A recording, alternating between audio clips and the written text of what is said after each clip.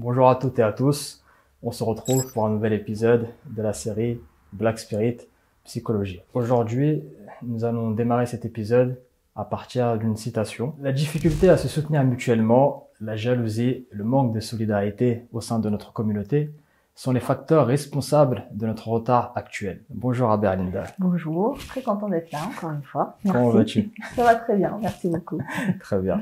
Je te sollicite aujourd'hui pour avoir ton expertise sur ce sujet, un thème important, crucial qu'on retrouve malheureusement au sein de notre communauté africaine au sens large. Oui. C'est un thème qui me tenait personnellement à cœur parce que de mon expérience de toujours et jusqu'à présent malheureusement, je constate que ce phénomène est bien présent au sein de notre communauté et c'est quelque chose qui nous dessert, qui nous dessert individuellement comme collectivement. Oui.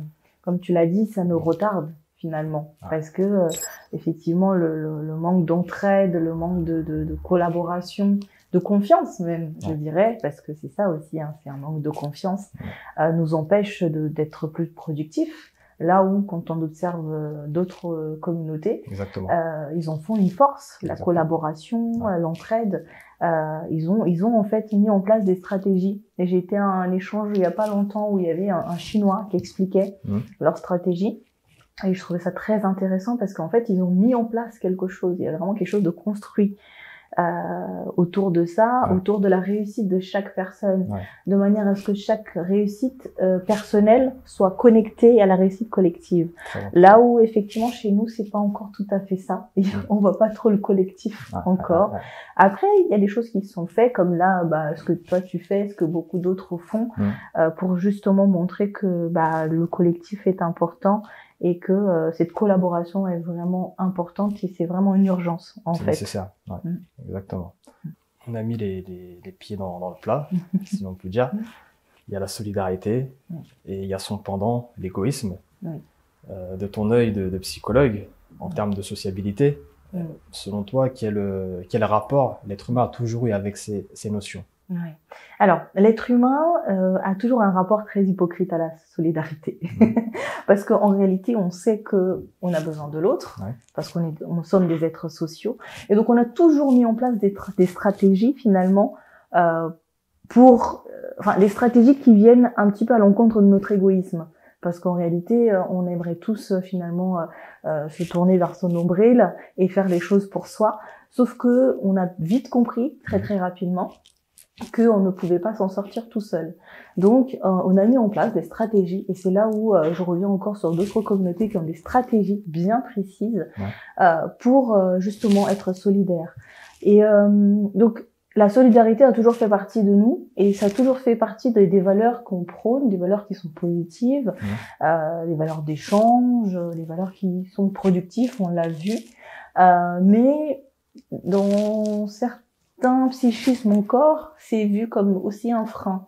Il y a certaines personnes, je reçois beaucoup de personnes du coup à mon cabinet, il y a encore certaines personnes qui peuvent le voir comme quelque chose qui viendrait les freiner dans leur propre réussite et qui n'ont pas peut-être compris cette notion de collectif et de solidarité et à quel point effectivement le don de soi peut finalement rapporter énormément.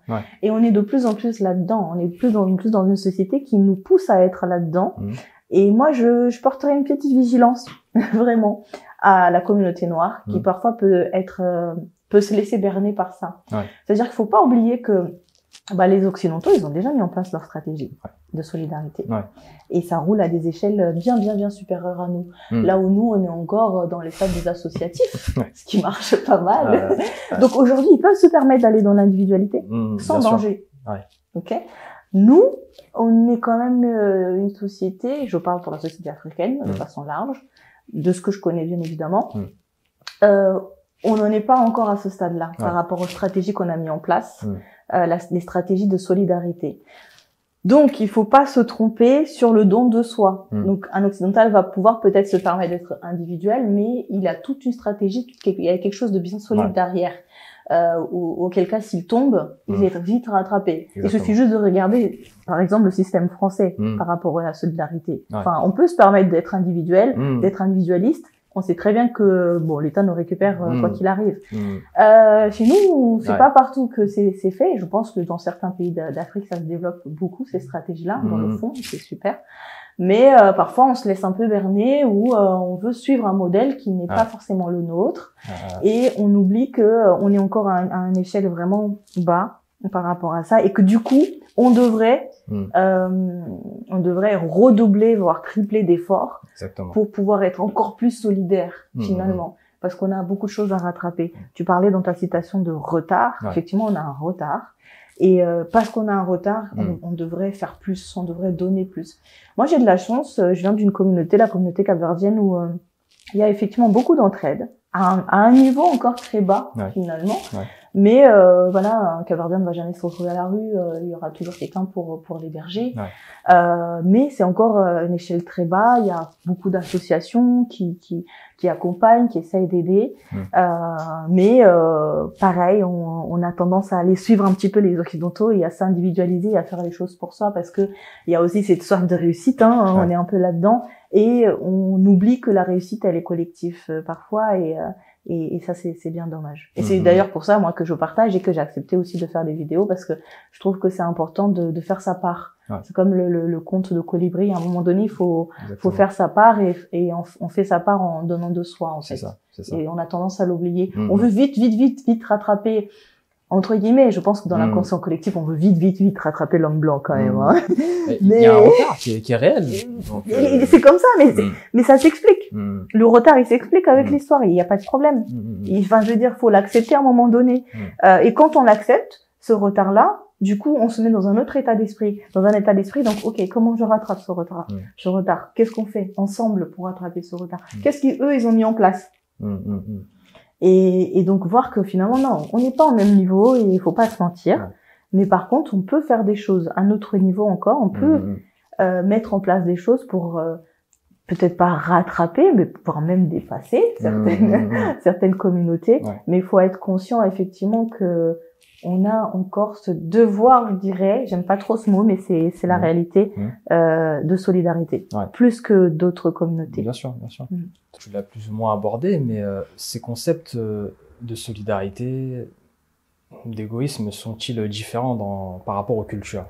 Oui, totalement. C'est différent parce que il y a des cultures qui en ont fait des devoirs. Il y a des cultures qui en ont fait des choses, comme je disais tout à l'heure, très stratégiques. En fait, la stratégie qu'il y a derrière est différente. Si on prend l'exemple de la France, qui se dit un pays très solidaire, effectivement, sur les papiers, dans la stratégie, c'est solidaire, dans le sens où l'État peut aussi prendre en compte certaines choses de ses citoyens. N'empêche que quand on regarde dans les faits, la solidarité, elle est pas si étendue que ça. Il y a une solidarité qui est dans le fond, mais dans la forme, en fait, on perd cette solidarité-là. La solidarité psychologique dont on a besoin, la chaleur, l'entraide, celle-là, du coup, elle est beaucoup moins présente. Dans les cultures plus africaines, il y a cette solidarité de chaleur, d'entraide, de don, mais il n'y a pas la solidarité du fond qui fait vraiment évoluer, qui fait vraiment produire. Donc, je dirais que chaque communauté, chaque culture a mis en place ces stratégies-là pour utiliser la solidarité de la bonne manière. Et j'aime pas trop dire ça, mais je dirais que chez nous, on l'utilise pas de la bonne manière pour l'instant. Quand on envoie de l'argent en Afrique sans savoir qu'est-ce qu'on fait avec, c'est pas une bonne manière d'être solidaire. C'est bien de payer des études d'un enfant, par exemple, ok, mais après, qu'est-ce qu'il en fait? Qu'est-ce qu'il fait de ça après? Enfin, voilà, on est encore vraiment à une échelle de solidarité très basse, et ce qui fait que du coup, elle n'est pas très productive. Là où ici, on a mis en place des règles, voilà. Il y a pas de devoir en fin de compte, c'est des règles. L'État a pris en charge certaines choses, et du coup, là, les personnes sentent qu'il y a une sorte de solidarité qui est effectivement politique, voilà. Chez nous, il n'y a pas ça encore. Il y a pas des personnes qui se sont réunies, qui se sont dit bon, on va mettre en place des règles sociétales sur la solidarité. Et du coup, comme ça va fonctionner. Ben non, c'est chacun qui fait un peu à sa façon, et ça fonctionne beaucoup par devoir, par quelque chose de l'ordre d'obligation, ce qui fait que c'est pas fait aussi de façon très naturelle. et très sincère. Bah oui, ouais, très sincère. Et c'est là où il y a de la jalousie. Ouais. Je trouve que, par exemple, quelque chose de vraiment grave que je remarque, c'est quand un de nos frères africains ouvre un commerce. Exactement. Et nous-mêmes, on va pas chez lui pour aller acheter des choses. Ouais, totalement. Moi, dans ma communauté, c'est un peu différent. Ouais. Moi, je sais que, par exemple, je suis psychologue et je sais qu'il y a beaucoup de Capverdiennes qui viennent parce que je suis psychologue, parce que je suis capverdienne. Chez moi, il y a un autre phénomène qu'il y a peut-être dans d'autres pays d'Afrique, c'est quand on voit un frère ouvrir quelque chose, bah oui, on peut aller effectivement consommer chez le frère, mais on va aussi faire la même chose. Et on va demander aux cousins de faire la même chose. Ouais, ça va être de la concurrence.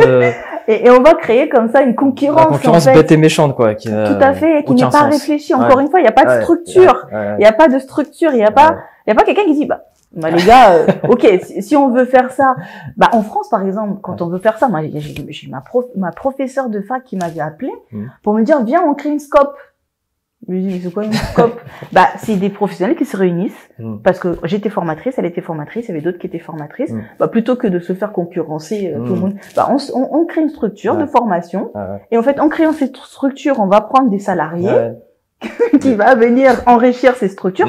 Et en fait, le système français fonctionne comme ça. C'est structuré. Voilà, c'est structuré. Ça a du sens. Exactement. Et là, c'est de la solidarité, ça a du sens. Mais quand on voit un frère faire une chose, et que du coup, nous aussi, on veut faire la même chose, en fait, ça n'a pas de sens. Et du coup, on s'y perd. Parce que je pense qu'on est vraiment dans cette course de réussite. On veut réussir, on veut être celui qui réussit. Alors que... Au détriment de la communauté, du groupe, en fait. On a vraiment une gestion encore du groupe qui n'est pas encore assez mûri, j'ai envie de dire, et et la concurrence et la jalousie du coup prend le pas. Et moi j'irais même un petit peu plus loin par rapport à ça. J'avais une réflexion avec un patient là-dessus, où je pense aussi que l'amour de soi qu'on a développé en tant que noir est parfois très faible. Et du coup, on peut pas non plus aimer notre semblable comme il faut pour être tout à fait solidaire en fait.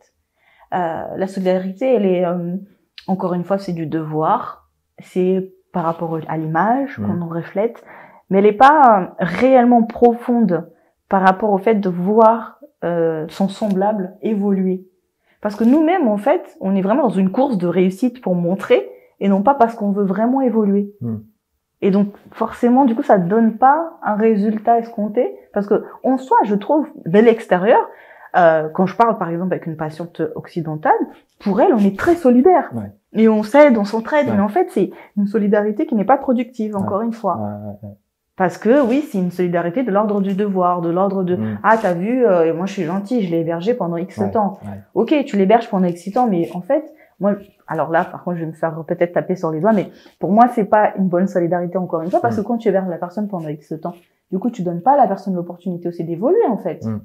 Donc c'est peut-être l'héberger, finalement, c'est peut-être prendre la stratégie des blancs, comme on dit, et de l'héberger 3 mois et de lui dire, écoute mon gars, maintenant tu vas trouver ton appartement, parce que comme ça, en fait, tu vas réussir dans la vie aussi. Tu vas pas rester là à ne pas travailler, du coup, et à ne pas chercher à évoluer. Tomber dans une situation d'assistanat. Voilà, exactement. C'est comme quand on envoie de l'argent au pays, parce que, et moi, les Capverdiens, ce sont des personnes très bien habillées, voilà. Donc pour les fêtes, il y en a qui, par exemple, demandent de l'argent pour s'habiller.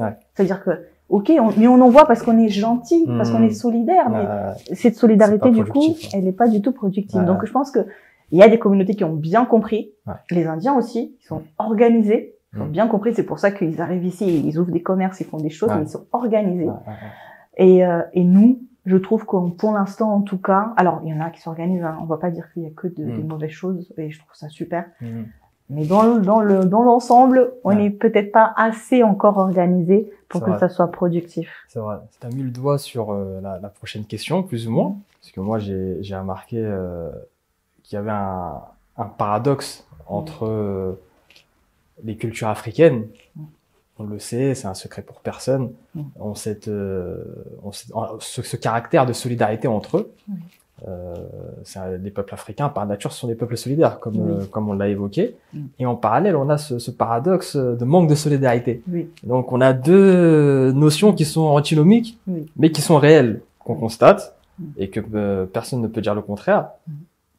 tu as apporté des éléments de réponse avec lesquels je suis en totale adéquation sur le fait qu'il y a une solidarité qui est sociétale, on va dire institutionnelle, qui a été instaurée, un système, et il y a une solidarité propre aux individus.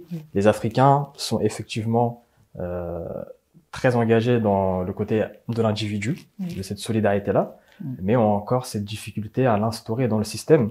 Donc ça, c'est vraiment l'élément de réponse à cette question que tu nous as partagé, et c'est un élément qui est très pertinent parce que ça traduit effectivement la réalité actuelle.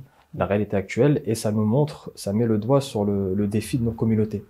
Le défi de nos communautés, comme tu l'as très bien dit, il est au niveau de cette solidarité sociétale, de cette solidarité qui amène du sens, qui amène un projet, une directive, et du coup une organisation. Et lorsqu'on aura réussi à instaurer ce type de solidarité, forcément, on aura des résultats qui seront beaucoup plus performants que ce qu'on a aujourd'hui. Donc ça, c'est vraiment le point sur lequel il faut réfléchir, il faut travailler. Et au niveau individuel, il faut que cette prise de conscience soit vraiment effective, parce que on le sait, c'est des individus qui forment le groupe. Donc pour pouvoir avoir cette solidarité collective, il faut que chaque individu prenne conscience individuellement de cette réalité et de ce projet à construire. Ça, c'est vraiment très important de le comprendre. Exactement. Et je pense que ça passe par un travail sur soi, en fait, sur le sens qu'on veut donner à sa vie, sur qu'est-ce que ça signifie aujourd'hui être africain ou africaine. Aujourd'hui, je veux dire, on est en 2024 maintenant, donc qu'est-ce que ça signifie, en fait? Qu'est-ce qu'on fait de l'histoire aujourd'hui, mais réellement? Qu'est-ce qu'on met en action pour que nos enfants vivent le fait d'être africains d'une autre manière, peut-être? Là, je pense qu'on est vraiment dans un contexte où on peut changer quand même pas mal de choses, mais pour ça, je pense qu'il faut prendre conscience de notre responsabilité à un moment donné. Moi, il y a quelque chose que je dis tout le temps, je suis 100% responsable de ma vie. Et à partir du moment où on se sent 100% responsable et qu'on sait qu'on a aussi notre part de choses, part d'éléments à apporter à notre communauté, on le fait vraiment finalement avec le cœur et ça devient vraiment productif. J'ai un exemple, il y a une association que je vous inviterai à aller voir qui s'appelle Nostalgia di Cabo Verde. Qui est mené par un groupe de jeunes. Il existe depuis assez longtemps maintenant. Et ils sont portés par quelque chose de fort et de grand. Moi, j'avais été les voir, j'avais appelé le président c'était en 2018. J'avais appelé le président parce que j'avais été au décès à l'enterrement de ma grand-mère. Et en fait, en retour dans l'avion, je me suis posé toutes ces questions. À quoi ça sert, en fait, tout ce que je fais et en quoi j'apporte quelque chose. Et je suis arrivée à la conclusion que je voulais, de par les connaissances que j'ai appris en Europe, et les connaissances que j'ai en tant que psychologue, je voulais faire un événement où je partage ça, où je partage les clés pour la confiance en soi, l'estime de soi, la connaissance de soi. Pourquoi en fait parfois on est freiné et qu'on n'arrive pas? Parce que je me suis rappelé que j'avais beaucoup de cousines qui me disaient souvent, mais comment t'as fait pour faire psychologue? C'est impossible. Comment t'as fait? Non, mais toi, t'es une tête. Non, pas du tout. Je suis pas une tête. Tout le monde peut y arriver. Et je voulais, en fait, je sais pas pourquoi, après le décès de ma grand-mère, je voulais absolument montrer à toutes les personnes que c'est possible. C'est possible. Si vous donnez Et voilà. Et j'avais l'impression qu'en faisant ça, j'allais faire ma part des choses et de leur sortir de ce truc de, mais moi, je suis arrivée en France à 10 ans et je peux pas, du coup, c'est trop tard. Non, tout le monde est capable. Donc, j'ai appelé ce président de l'association et du coup, on a construit un événement qui s'appelle Croyons en vous, qu'on fait maintenant tous les ans. On est à la 4e édition. L'année prochaine, cette année, ce sera la 5e édition. Et il y avait d'ailleurs Elisabeth Moreno, l'ancienne ministre, qui était notre marraine à la 1re édition. Et en fait, tout ça pour dire que cet événement a regroupé donc des personnes qui croyaient en ce projet et qui étaient dans le même état d'esprit que moi, de vraiment montrer aux jeunes qu'ils sont capables, que c'est possible.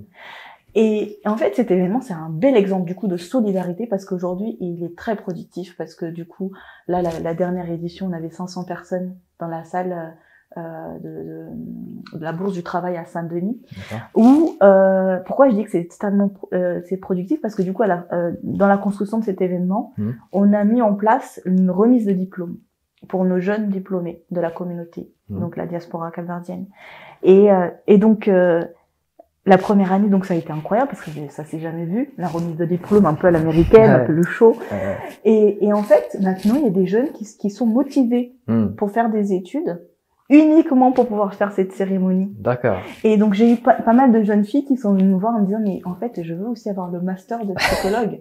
Je veux et en fait pour moi c'est productif et c'est quelque chose de positif parce que du coup aujourd'hui même les mamans se disent non en fait je vais reprendre les études parce qu'il y avait aussi des mamans qui étaient diplômées et qui ont montré qu'en fait on peut le faire, on peut même avec des enfants même à un certain âge obtenir et du coup ça a motivé et donc tout le monde veut être sur cette scène et montrer que du coup en fait on peut le faire et donc ça a produit quelque chose de vraiment positif parce que du coup on évolue et il y en a qui vont aller plus loin dans les études au lieu de s'arrêter au bac+2 ah non je vais péter ma licence parce que l'année prochaine et après en vous du coup j'ai fait ma licence donc j'étais très étonnée parce qu'à la 4e édition j'étais dans le public et j'entendais comme ça les gens dire ah l'année prochaine ça sera moi et il y avait un petit garçon il devait avoir 10-12 ans et il a vu sa sœur fêter son master et il était en pleurs. D'accord. Il était en pleurs tellement il était ému. Et sa mère qui dit mais t'inquiète, un jour ça sera toi, ça sera ton bac. et ça c'est des choses du coup positives et vraiment c'est de la vraie solidarité. Mais ça demande énormément de travail parce que toute cette équipe de nos stagiaires du Calvaire ils ont travaillé énormément. Ça demande du don de soi. C'est des jours. Moi je me rappelle la première édition c'était 3-4 fois par semaine des réunions le soir. C'était fatigant, c'était éreintant. Enfin, et c'est des personnes qui savent pourquoi ils font ça. Bien sûr. Ils vont pas lâcher et dire bon débrouillez-vous. Enfin, tu vois donc il faut une organisation, il faut une structure et un objectif. Et pour ça il faut savoir qu'est-ce qu'on veut dans la vie. Exactement, en fait. La sincérité. Très sincère avec soi-même. C'est l'intention, le point de départ. Exactement. Qui nous permet après derrière de faire des choses comme vous l'avez fait, des choses extraordinaires. Exactement. Qui permettent de changer, de créer des destins. Totalement. Des vocations chez les jeunes. C'est vraiment des plus-values. On a besoin de ça. On a besoin de ces initiatives-là. On vous encourage à continuer les éditions et que ça se développe. L'idée, c'est de faire le Stade de France, donc on va pas s'arrêter là. Il faut des grands objectifs pour faire des grandes choses. C'est le moteur. Donc, faut toujours voir loin et moi, je suis persuadé que vous allez faire plus que le Stade de France, de toute manière. Si vous êtes déterminé, il n'y a pas de raison, en fait. Il n'y a pas de limite. Il n'y a pas de limite quand on croit en ce qu'on fait et qu'on a les compétences et qu'on est entouré de personnes qui partagent la même vision. Voilà, la recette, elle est complète. La vision, c'est vraiment important et je pense qu'il faut qu'on apprenne d'autres communautés, c'est important. Au vu de notre histoire, vraiment, faut pas avoir l'arrogance de se dire qu'on sait tout, on sait pas. Et moi, je pense aussi que chez nous, en tout cas, ce qui manque, c'est vraiment la vision long terme. C'est ça. C'est nos enfants, nos petits-enfants, nos arrière-petits-enfants. Là où, par exemple, si on regarde les Occidentaux, ils sont vraiment dans une stratégie de long terme. Bien sûr. Ils pensent pas qu'à leur vie à eux. Ils pensent après leur mort. Après leur mort, exactement. Et là où nous, on a tellement cette soif de réussite, qui est quelque chose de positif. On a besoin de prouver beaucoup de choses quand même. Et du coup, on pense qu'à cette vie-là. On pense pas à l'immédiat, à la rigueur, à la génération de nos enfants, mais pas au-delà. Exactement. Alors que eux, ils sont vraiment dans petits enfants, voire arrière petits enfants. Exactement. Forcément. On met en place des stratégies pour. C'est ça. J'aurais eu tendance à croire que la multiplicité de notre diversité culturelle, des différentes origines qui forment notre communauté africaine, liée à la balkanisation de notre continent, par rapport à son histoire, par rapport à l'esclavage, la colonisation, comment l'Afrique a été découpée et toutes les origines qui en découlent. À mon sens, c'était ça qui expliquait cette absence de solidarité entre nous. Mais force est de constater que c'est pas forcément une vérité absolue, c'est pas forcément ce critère-là. Il y a quelques jours, j'ai échangé avec un abonné à travers des notes vocales sur Instagram, un abonné qui réagissait par rapport à une vidéo que j'avais postée en thème à la solidarité. Et lui, il m'expliquait, il est d'origine malienne. Il m'expliquait qu'il était en adéquation avec la vidéo que j'avais envoyée, dans le sens où lui étant malien, il fait des actions dans son village au Mali, participation de construction de puits ou d'écoles. Donc là, on est dans des plus-values pour la communauté. Il amène vraiment des choses utiles à sa communauté, à son peuple. Et là, on n'est même pas dans le cadre d'origines différentes. Il est malien dans son village, donc des personnes qui ont la même origine que lui, qui partagent la même religion, la même culture. Et malgré ça, il m'expliquait qu'il avait des difficultés. Il constatait un manque de solidarité, mais au-delà même, on lui mettait des bâtons dans les roues. C'est-à-dire que ses projets, on faisait en sorte de les boycotter. Donc là, on est au-delà de s'abstenir, de lui donner la force.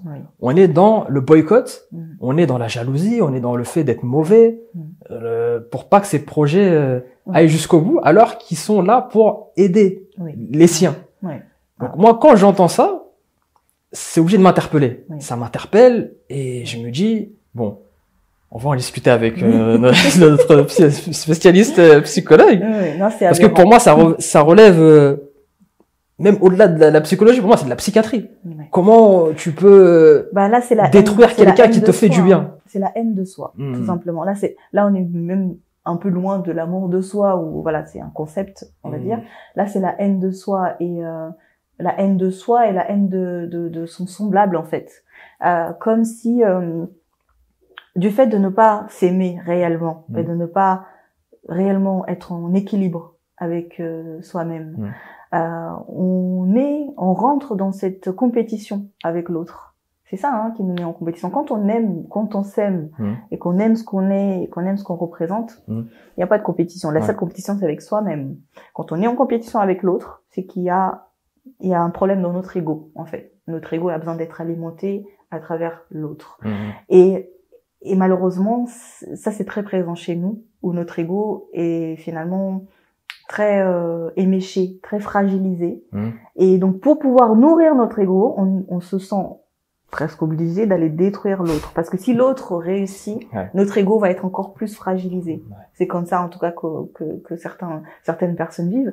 Effectivement, ça relève presque de la psychiatrie parce que c'est vraiment un trouble, pour le coup, de l'ego qui est à un niveau incroyable parce que justement, il est pas vraiment bien nourri.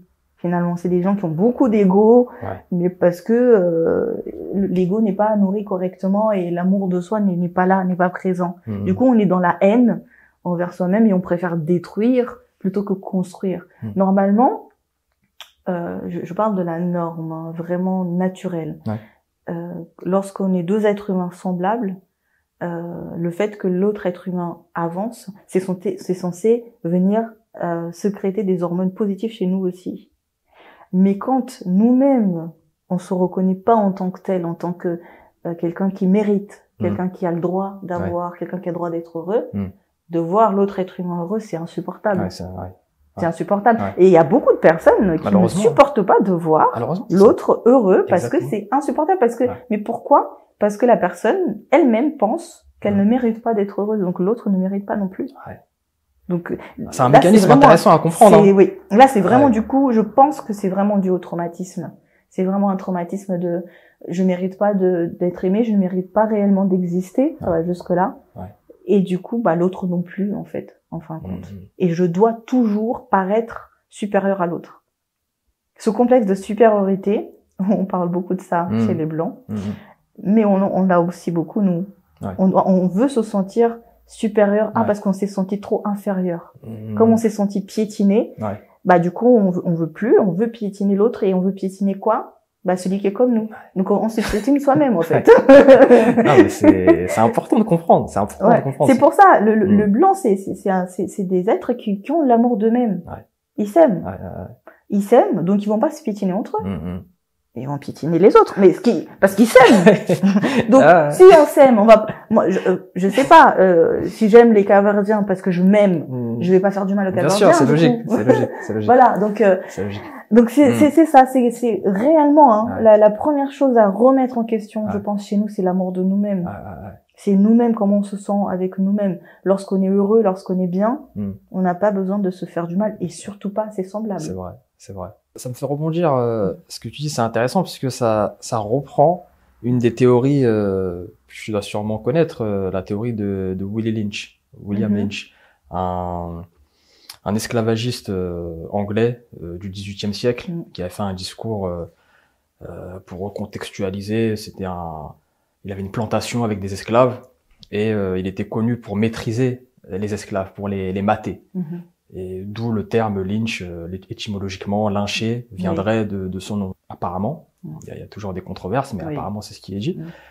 Et donc il expliquait dans son discours que il expliquait aux fermiers américains, qui avaient également des plantations et donc des esclaves, pour maîtriser vraiment un esclave, la méthode qu'il a mis en place, c'était de relever les différences physiques et aussi morales des esclaves, donc que ce soit les traits physiques ou l'intelligence, de les répartir selon leurs différences, et ensuite de créer l'animosité entre eux, de créer la division, et surtout de créer la méfiance envers les autres groupes. Et il expliquait qu'en faisant ça, ça permettait à l'esclavagiste de se retirer, et ça allait semer la zizanie entre les différents groupes. Et le point le plus pour moi important, c'est que cette méthode, il expliquait que ça allait avoir un impact sur les esclaves, mais aussi sur leur progéniture, sur des centaines d'années, voire des milliers d'années. On parlait tout à l'heure de l'impact de la vision sur plusieurs générations, et lui, dès le XVIIIe siècle, il avait cette vision de si on fait ça à ces êtres-là inférieurs, nos esclaves, on est tranquille pendant X années, des milliers d'années, et ils vont toujours être dans un climat de méfiance entre eux, et de manque d'estime de soi, et d'aversion. Parce que l'autre, il est plus clair, l'autre, il a les cheveux plus lisses, l'autre, il est plus grand, l'autre, il est plus intelligent, l'autre, il est plus éloquent. Et donc, toujours des différences qui vont être accentuées. Et quand je lis j'ai relu le discours il y a quelques temps, dans son intégralité, il y a toujours des gens qui vont me dire, mais il est pas authentique, c'est pas un discours vrai, mais peu importe, ça m'intéresse pas. Moi, ce qui m'intéresse vraiment, c'est déjà l'état actuel de la communauté et qu'est-ce que ça envoie comme signal, qu'est-ce que ça représente. Et c'est vrai que ce discours, qu'il soit authentique ou pas, il est pertinent. Dans la réalité, tristement pertinent. Exactement. Et on retrouve ça notamment aux Antilles, où c'est très, ça a été très séparé entre la Guadeloupe et la Martinique, par exemple. Et moi, ce qui est extrêmement étonnant, c'est que je retrouve ça chez moi, au Cap-Vert. Au Cap-Vert, le Cap-Vert est un peu séparé en deux. Il y a ce qu'on appelle les Badiou et les Sampadoud. En gros, les Badiou, c'était les personnes qui travaillaient dans les champs, donc qui étaient du coup traitées plus durement. Et les Sampadoud, c'était un peu les personnes qui étaient du coup un peu domestiquées. Voilà. Et ils ont réussi à créer effectivement cette animosité. Moi, je me rappelle très petite, je devais avoir 6 ans. C'est la première fois que j'ai rencontré un Sampadoud, parce que moi, je fais partie du coup des Badiou. De par là où je suis née, en fait, ça dépend des îles d'où on vient. Et j'ai rencontré un Sampadoud qui était donc mon cousin, puisque mon oncle était parti dans une autre île et a fait un enfant, il l'a ramené. Et en fait, je me rappelle encore de l'animosité finalement qu'il y avait entre nous deux, alors qu'on vient du même pays, c'est mon cousin. Et en fait, il y a vraiment ce truc où les Badiou pensent que les Sampadoud du coup sont ils sont pas vaillants, c'est des peureux, c'est pas des courageux. Et il y a ce truc où les Sampadoud pensent que les Badiou ce sont des sauvages. Alors que ça fait quand même des années et des années. Et en fin de compte, ça reste dans notre représentation. Et j'en suis sûre que dans chaque pays d'Afrique, il y a ces divisions comme ça. De groupes où, c'est un tel ethnie, et c'est vrai que ça a été construit, ça a été incroyablement intelligent. Parce qu'effectivement, ça se répercute. Parce que comment on apprend à représenter quelqu'un? C'est nos parents qui nous disent telle personne, ils sont comme ci, ils sont comme ça. Donc nous aussi, en fait, on reproduit, on retransmet. Exactement, on retransmet. Et je trouve ça très dommage. Et c'est qu'à l'âge adulte que j'ai commencé un petit peu à connaître les gens. C'est comme mon père. J'ai eu une discussion avec mon père une fois. Il me disait au Cap-Vert, les immigrés qui viennent du Sénégal et du Mali, par exemple, peu importe d'où ils viennent, juste parce qu'ils sont des immigrés, les Cap-Verdiens ont tendance à les appeler les Mondjaks. Et du coup, un jour, dans une conversation comme ça, avec mon père, je dis, ah oui, non, lui, il était un Mondjak. Et là, mon père qui me reprend, qui me dit, mais en fait, non, il faut pas dire ça, parce que c'est péjoratif, en fait. Ça ne signifie absolument rien. Il y a d'autres tribus, en fait. Il y a les Lévous, il y a les Halpoula, il y a les Wolofs. Exactement. C'est là qu'il m'a expliqué qu'en fait, que les Mandjaks, c'est une tribu, et c'est pas une insulte, en fait. Non, parce que c'est juste... au Cap-Vert, c'est utilisé vraiment comme ça. Ah, et il suffit qu'il y ait une personne qui est très noire de peau, on dirait, tu es un Mandjak. Donc c'est pour dire à quel point ça se perpétue, cette anonymosité qui a été mise en place là, de nous pointer du doigt et de nous dire toi t'es comme ça, toi t'es comme ci.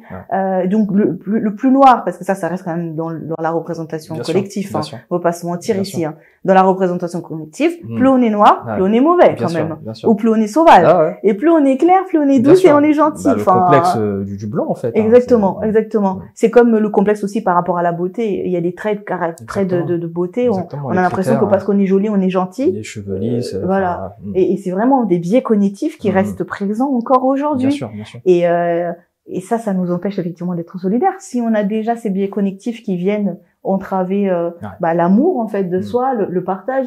Quand je dis l'amour, c'est l'amour réel. C'est pas faire par devoir ou pour être bien vu ou pour dire qu'on est gentil.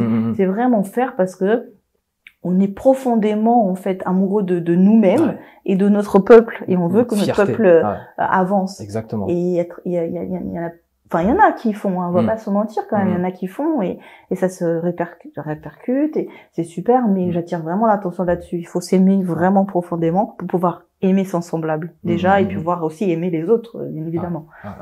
Exactement. Non, je pense que tu vas avoir beaucoup de travail pour décortiquer et mettre à jour tous ces cerveaux qui ont été plus ou moins déréglés parce que notre communauté, elle malheureusement, elle est noyée et encore je pèse le mot. On a effectivement des individualités qui arrivent à sortir du lot, qui arrivent à proposer des choses honorables, mais c'est trop minime. C'est trop minime et on peut pas se réjouir de ça parce que c'est pas assez. Oui, c'est pas assez et on doit vraiment plus miser sur nous-mêmes. En fait, avant de parler de solidarité, effectivement, on est obligé de parler d'individualité. Et l'individu doit déjà s'aimer et s'aligner avec lui-même pour pouvoir vraiment trouver du sens et faire les choses avec le sens et pouvoir structurer par la suite. Il y a un travail personnel. Oui. C'est ça en fait le point de départ. C'est le travail personnel. On aura beau continuer à se plaindre et à dénoncer les choses, à les pointer du doigt, on peut pas faire le travail à la place d'un autre. Exactement. Chacun doit le faire. Maintenant, il y a des outils, il y a des spécialistes comme toi qui vont aider, orienter, apporter des clés de compréhension. Mais le travail, l'impulsion, elle doit venir de nous déjà. Exactement. Et ça, chaque membre de notre communauté doit avoir ce réflexe-là. Oui, tout à fait. Et je remarque aussi que dans notre communauté, il y en a qui sont un peu bloqués à certains stades de ce travail personnel. Le travail personnel, quand je débute une thérapie, en général, il y a la phase de plainte qui dure parfois longtemps, suivant les personnes. Dans notre communauté, on est un peu quand même là-dedans. On est encore dans la phase de plainte. On se plaint, mais la plainte, effectivement, ça fait partie de l'étape du travail. Ok, on se plaint. Mais maintenant, qu'est-ce qu'on fait, en fait? C'est bien de se plaindre. Mais à un moment donné, il va falloir aller dans le dur. Bien sûr. Vraiment. Il va falloir effectivement aller dans l'histoire. Je pense que c'est important. Qu'est-ce que ça nous fait, en fait? Le fait de se dire qu'aujourd'hui, en 2024, on a fait partie d'un peuple qui a été esclavagisé, ça veut dire quoi? Ça signifie quoi? Ça nous fait quoi en termes d'estime de soi? Ça nous fait quoi? Peu importe l'histoire, comment elle s'est passée. Et il faut aller voir ça, il faut aller voir le fait d'avoir peut-être été élevé par des parents qui parlaient pas beaucoup, où on s'est pas posé la question sur notre psychisme, sur notre fonctionnement. Qu'est-ce que ça fait? Aujourd'hui, on n'a plus d'excuses, quoi. Aujourd'hui, on a des vidéos, par exemple, tes vidéos, il y a des bases de données de partout, on peut apprendre plein de choses sur nous. Où on doit sortir de cet état de plainte et on doit aller dans l'action. Allez, on recherche maintenant, on agit. Qu'est-ce qui se passe? On réfléchit pour pouvoir agir de façon beaucoup plus structurée et plus productive du coup. C'est totalement ça. C'est totalement ça. On doit effectivement, on a cette, pour moi, ce devoir d'aller à la recherche de la connaissance de son histoire pour débloquer ces leviers-là. Maintenant. La communauté également, elle est dans une oisiveté intellectuelle aussi. Il y a vraiment cette voilà, ce manque d'attrait vers la connaissance, vers le fait de chercher des solutions, de s'interroger, c'est pas quelque chose de naturel au sein de notre communauté, et c'est dommage. C'est dommage, ça nous fait ça nous fait défaut, parce que la solution se trouve là en fait, dans cet effort personnel de recherche, de réforme, de compréhension, d'apprentissage, et on tombe malheureusement dans cette voilà, le fait de pas être motivé, de se laisser aller, de se laisser orienter vers nos envies et des fois nos penchants, alors qu'il y a un vrai travail de réforme à faire. Et j'aimerais vraiment que voilà, il y ait ce déclic chez chacun d'entre nous, parce que c'est la clé en fait. Et comme je l'ai dit tout à l'heure, si on pouvait le faire pour les autres, ça serait magique. Exactement. Et en fait, en tout cas à ton échelle et à mon échelle, on le fait. Hein, on essaye de stimuler, de réveiller certaines consciences.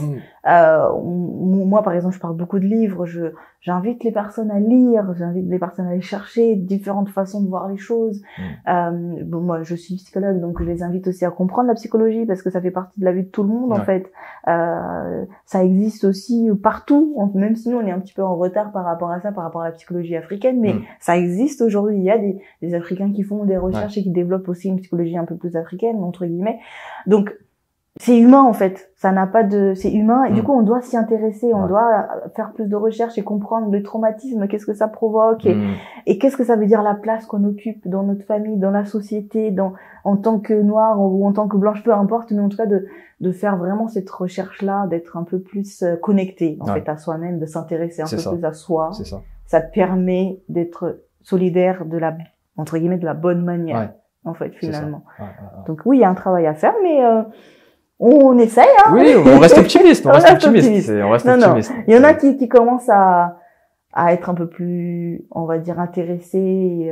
Il y a des petites curiosités. Donc, je pense que il y en a qui commencent à sortir un peu de cet état de plainte.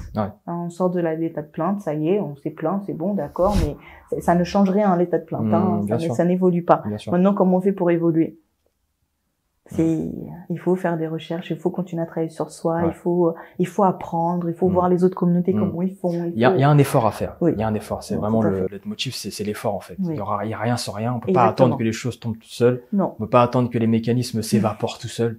Il y a un effort à faire et on doit se bouger. Faut le faire, en fait. Parce qu'on a les capacités cognitives, physiques, mentales. Enfin, il n'y a pas de carence, il n'y a pas d'injustice, en fait. C'est juste, c'est à nous d'enclencher le processus. Il n'y a pas de fatalité non plus. Le peuple noir n'est pas condamné à rester en retrait, en retard et rester dans la division, dans l'aversion. Voilà, c'est le peuple noir est avant tout fait partie de l'humanité. Donc l'humanité on partage toutes les mêmes caractéristiques et le même potentiel. Certes, on a des histoires différentes, on passe par des processus, des douleurs et des victoires différentes, mais on est tous capables à un moment de reformater les choses. Il faut juste lever les barrières qui nous empêchent de le voir. Parce qu'il y a juste des barrières qui nous empêchent de voir que on a autant de potentiel que n'importe qui en fait, parce qu'on reste des humains en réalité, et parfois on s'accroche trop à notre condition en fait d'Africain finalement, et on oublie qu'on est des êtres humains et qu'on a effectivement toutes ces capacités à la même échelle que tout le monde. Donc une fois qu'on a levé ces barrières, moi je sais que je suis capable de tout ce que je veux faire, et c'est ce que j'apprends aussi à mon fils. Tu es capable de tout réussir, peu importe en fait, et c'est pas le fait que tu sois noir qui t'impose telle ou telle barrière, non. Tu vas devoir faire des efforts. Donner les moyens. C'est ça, faut travailler. Il va falloir travailler. C'est ça. Exactement. Quel conseil, même si on l'a plus ou moins abordé, mais là, conseil d'ordre psychologique, pourrais-tu nous partager pour, pas dire régler, je vais pas dire éradiquer ce phénomène, mais au moins, pouvoir, aller vers quelque chose de plus positif? Alors, moi, je dirais, connaître bien son appareil psychique, bien sûr. Connaître du coup ses barrières, maîtriser certaines pensées et croyances limitantes du coup qui nous gardent dans une condition de un petit peu finalement pauvre de moi parce que la société est contre moi. Enfin à un moment donné, faut prendre sa responsabilité Exactement. en fait et se dire je suis maître de ma vie, peu importe la société dans laquelle je suis, Ouais. peu importe qui je suis maître de ma vie. Ouais. Donc je pense faire un travail vraiment psychologique pour éradiquer toutes ces pensées qui peuvent vraiment constituer des barrières et qui nous empêchent réellement d'être dans notre plein potentiel. Ça, c'est vraiment la première des choses. Ensuite, c'est aussi peut-être s'interroger sur le sens qu'on veut donner de sa vie. Tout le monde n'a peut-être pas envie d'être solidaire, voilà. Mais du coup, quel sens on veut donner dans sa vie? Quelle est notre participation dans le monde? Est-ce qu'on veut laisser un héritage, un héritage humain? Et dans ce cas-là, du coup, qu'est-ce qu'on veut lui laisser? Donc c'est porter aussi un peu la responsabilité qu'on veut avoir par rapport à ça et être à l'aise avec ça aussi. Voilà, donc moi je dirais ces deux choses-là. Très bien. Un grand merci encore une fois. Tu es autrice de plusieurs ouvrages, peux-tu nous les rappeler? Oui. Alors j'ai d'abord écrit un livre sur la souffrance au travail pour aider un petit peu à dénouer les choses et à comprendre où est-ce qu'on en est. J'en ai écrit un aussi sur la prise de décision parce qu'il y a beaucoup de biais cognitifs qui nous empêchent de les prendre. J'en ai un autre sur la motivation également, un guide en fait sur la motivation. Et puis j'en ai un en fait qui intéresse particulièrement la communauté africaine, qui est se libérer du jugement des autres, qui est très important aussi. Voilà, et j'en ai un en cours dont j'en parlerai bientôt. D'accord, on attend avec impatience. Je remettrai comme d'habitude tous les liens des différents ouvrages du moins disponibles dans la description et pour te joindre également, pour t'avoir en consultation et puis pour décortiquer tous ces mécanismes qu'on a abordés. On vous remercie pour votre attention. On se retrouve prochainement pour un nouvel épisode.